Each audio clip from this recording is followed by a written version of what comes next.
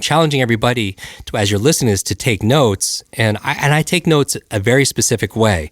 And I take my sheet of paper, I put a line down the page, and on the left side, I take notes, and on the right side, I make notes. Because people don't realize this, that when you learn something, there's a learning curve, right? And I'm all about shortening that learning curve. And so when I go into organizations, I could show them how to literally, if it takes normally 2 weeks to be able to do it in a few days, or to be able to cut their learning cycle for sales or training or whatever it is. And when we're talking about learning curves, there's also a forgetting curve. Did you guys know, like when you learn something on a podcast or a book, or you go to a seminar, within 2 days, how much of it is lost? How much do you forget? I would guess something like half of it. Yeah, more than half, 80%. Oh, wow. They call it 80, they call it the forgetting curve, that you learn something once, within 2 days, 80% of it is gone. And how many of you who are listening could identify with that? It's like you didn't study in school, and what did you do the night before? Yeah.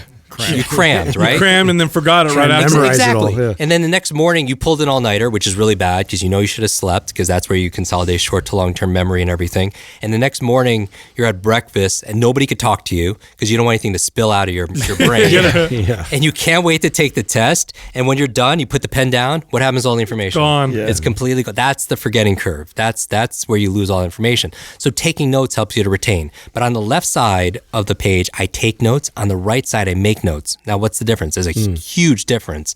On the left side, I'm capturing.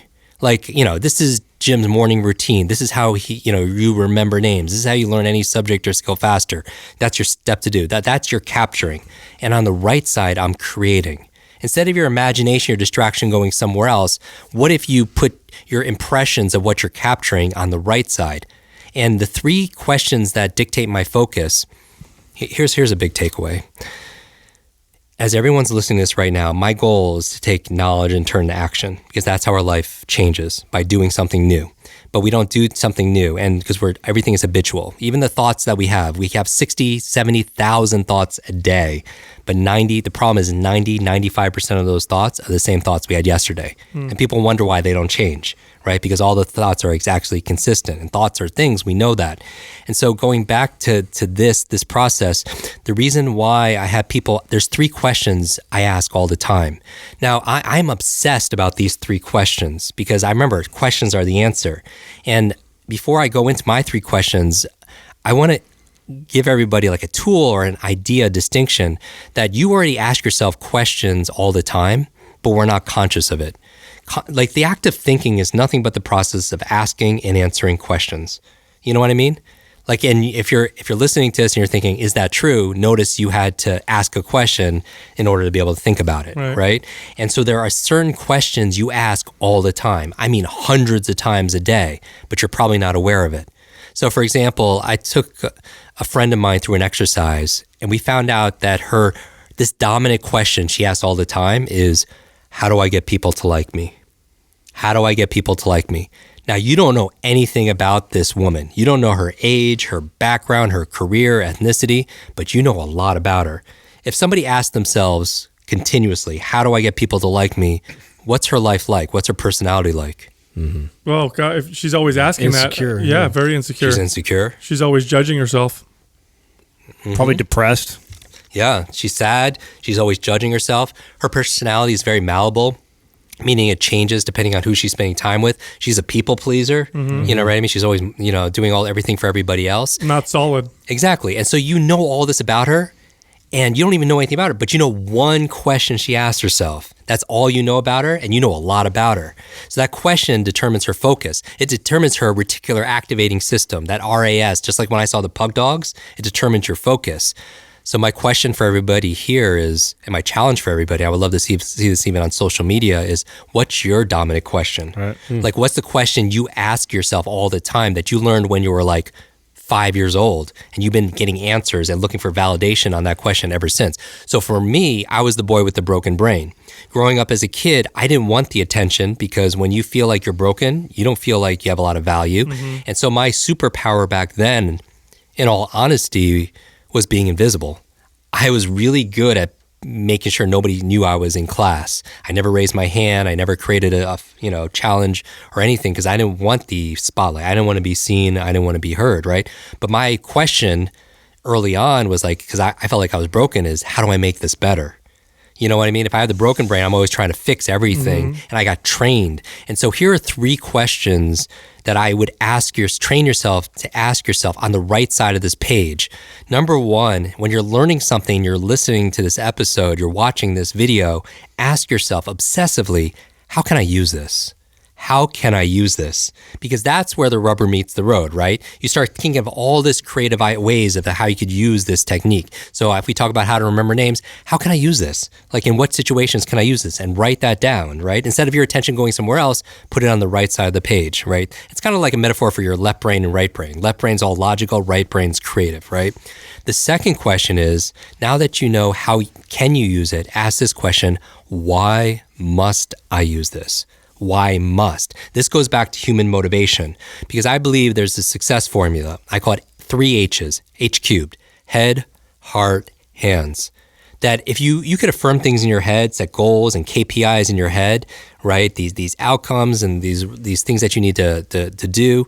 But if you're not acting with your hands and you're procrastinating, you guys know what I mean? You have something you should but you put it off. Mm-hmm. Like, why do we put off the things that are going to make our life better? Like, why would we do that? It's not even logical to do. Paralysis by analysis. Exactly, because we're overthinking things and we want it to be perfect and we don't act and we're afraid of making mistakes and all these things.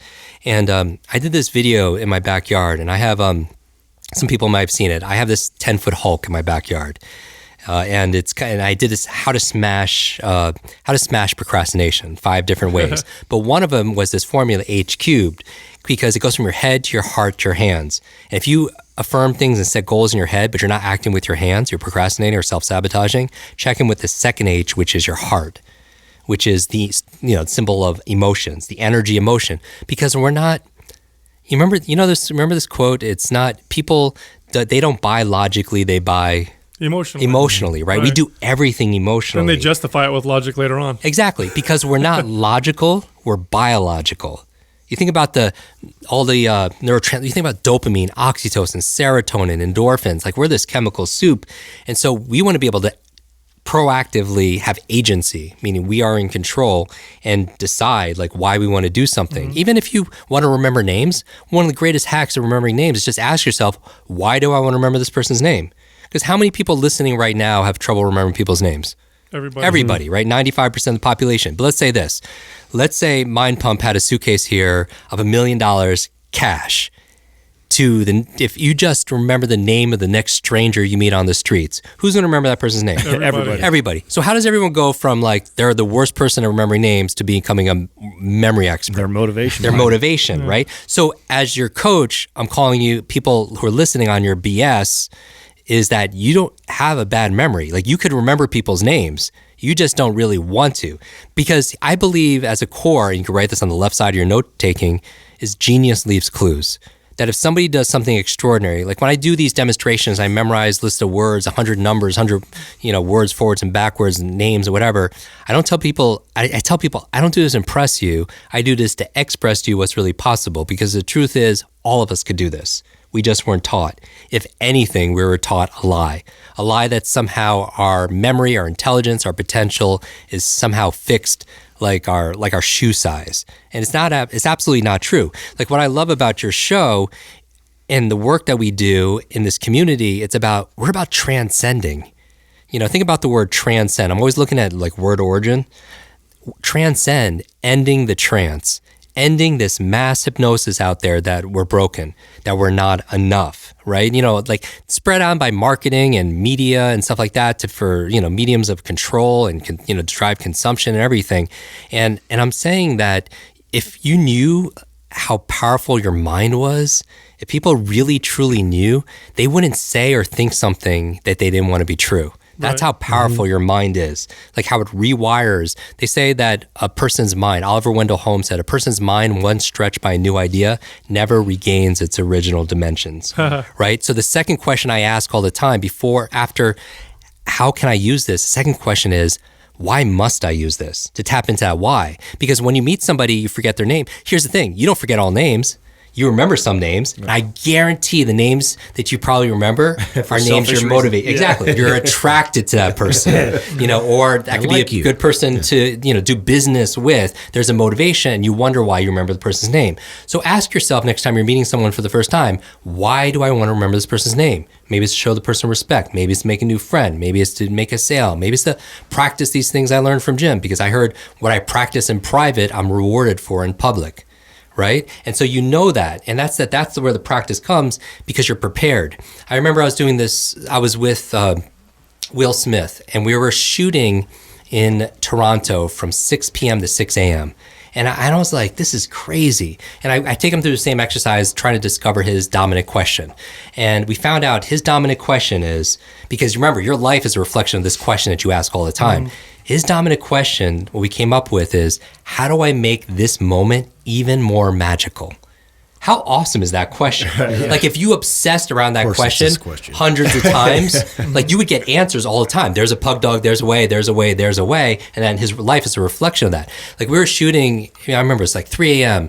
and his whole family from West Philly, as you know from the song, is like there. Born and raised. And it was cold in Toronto and they're all bundled up and they're drinking like hot, like they're just watching, we're waiting, right? It's not glamorous at all. People are just waiting to be filmed.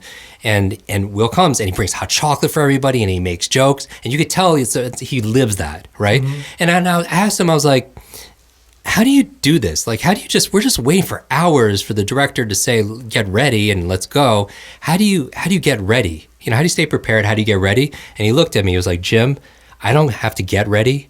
I stay ready. And I'm like, oh, it's good to be Will Smith. That's awesome. But my point of bringing this up, that's what world-class people do, right? Because they live it so much, they could just roll out of bed and do it. Because I believe at a core that the life you live are the lessons you teach.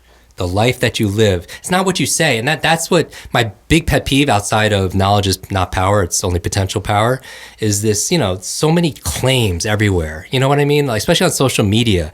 And people got to stop saying it. They just got to show it. Right. Like stop promising it and just prove it. Mm-hmm. Right? Because it's better well done than well said. And the life you live are the lessons you teach. And that's what I feel like when people know it, going from here to their hands, from their head to their hands, that's where you have congruency, right? It's about taking information that's in your head.